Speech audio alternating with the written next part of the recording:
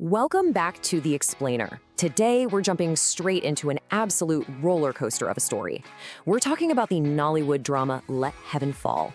It's a cinematic deep dive bursting with extreme wealth, staggering betrayal, and this really intense pursuit of ultimate justice. Seriously, it's a fascinating look at human nature when people are pushed right to the absolute brink. I spent some time combing through all the chaotic, plot-heavy source material, and I've distilled it down so we can really explore the wildest moments and pull out some profound lessons. But before we unravel the plot, I want you to really think about this for a second. What would you do if the leaders you trusted sold the literal ground right beneath your feet? It's an intensely relatable human emotion, isn't it? That awful feeling of sheer betrayal by the people who were supposed to be in charge. And that exact feeling is the spark that ignites the wild drama we're unpacking today. It really anchors this crazy supernatural story into a reality that I think anyone, anywhere can deeply understand. All right, let's get into part one. A fight for the land, the core conflict. To really understand this conflict, we have to look at a community that's been pushed totally to its limits. Look at the stark contrast we have here. On one side, you've got the tyrant king. This is a ruler who is actively selling off his own community's gold and diamond-rich land to foreigners, strictly to line his own pockets. He literally views his people as sheep to be manipulated. Then, on the other side, we have the original owners. These are the local warriors, driven by sheer desperation and pure intentions, stepping up to protect their homes and demanding that all this illegal mining stop until the community gets heavily compensated. And honestly, this quote brilliantly captures the heart of their entire struggle.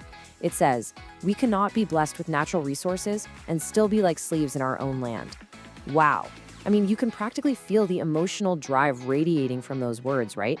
That is the unbreakable spirit behind the villagers' protests. They recognize that nature put this incredible wealth in their land, and they are absolutely refusing to just sit by and be marginalized while their corrupt leader gets richer and richer. Which brings us to our next chapter, betrayal and corrupting greed, the price of loyalty. So obviously the king isn't going to just sit back and let this happen. If he can't beat the resistance with force, he just uses his massive wealth to buy out his enemies. 15%, that is the surprising fact of what it actually took to break a supposedly unbreakable bond. The king goes to Obe, one of the fiercest warriors defending the land, and offers her a 15% cut of the mining profits, a monthly salary, and, wait for it, a Lamborghini. Yep, and just like that, for some cash and a sports car, Obe completely betrays the struggle and actually agrees to provide security for the exact illegal miner she was just fighting against. As you can see right here, the loyalties are shifting all over the place, and it completely changes the landscape of the fight. We just talked about Obe selling out, but look at Chameleon. She starts off doing the right thing, defending the land alongside everyone else, but her greed takes a super dark turn. She literally starts assassinating her rivals. And in this wild twist, she even gets Izanga's mother killed just to clear her own path to becoming queen. It is brutal. But then there is Izanga. She is the true heart of the rebellion. She stays totally uncorrupted and fiercely true to her people, despite all the danger.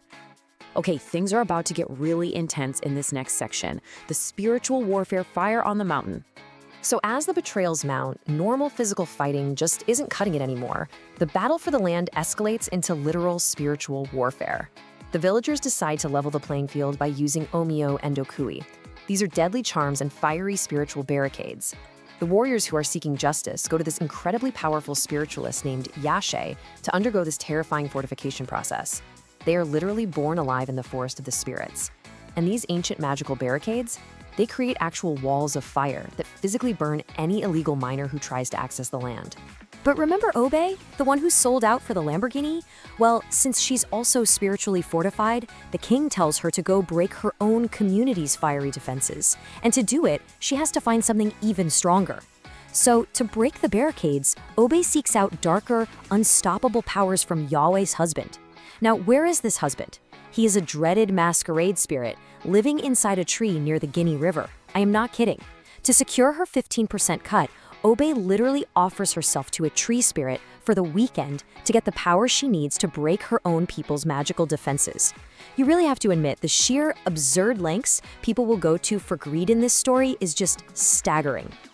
And that sets off a massive ticking clock. Let's look at the 4-day countdown, the climax of the kingdom. This wild escalation of magic and betrayal leads to an absolute frantic scramble for power. Let's trace how fast this goes down. On day 1, the Tyrant King gets whisked away by the remaining loyal warriors and hidden in the loyal zone.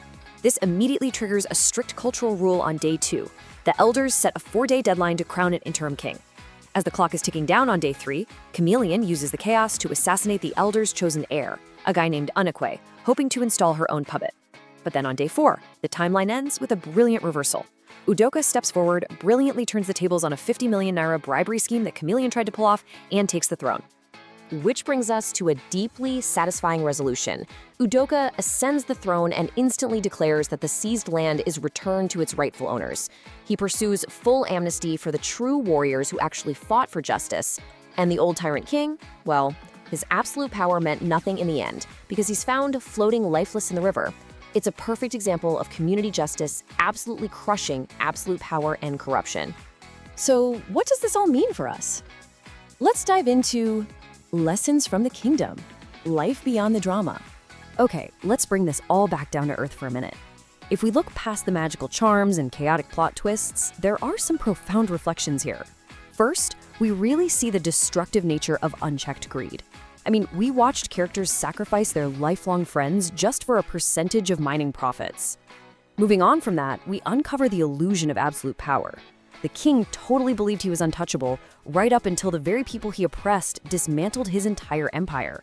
And furthermore, the whole story just highlights the undeniable resilience of a united community fighting for their rightful home. When people actually stand together against exploitation, even the most deeply entrenched corruption can be uprooted.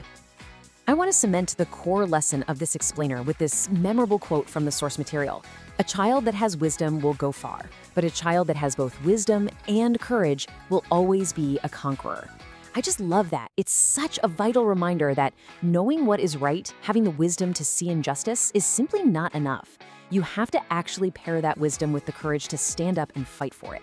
That combination right there is the true formula for achieving meaningful victory. And that kind of leaves us here.